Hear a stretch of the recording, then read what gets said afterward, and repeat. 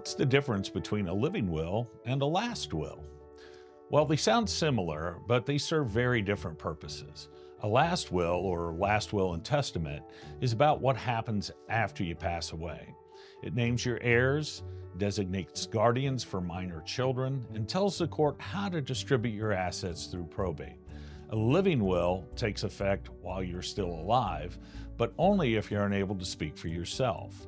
It tells doctors and family what kind of medical care you do or don't want when you cannot speak for yourself, especially in end-of-life situations. So why do you need both?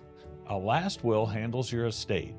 A living will protects your healthcare wishes. Together, they make sure your voice is heard in life and after.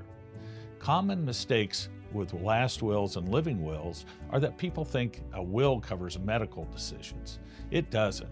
Or they assume one document replaces the other. It doesn't. Another mistake, letting them sit for 10 or more years without an update. We recommend reviewing your wills every 3 to 5 years or after major life changes like marriage, divorce, or a new child. Both wills serve a purpose, and having both in place gives you peace of mind and protects your loved ones from tough decisions.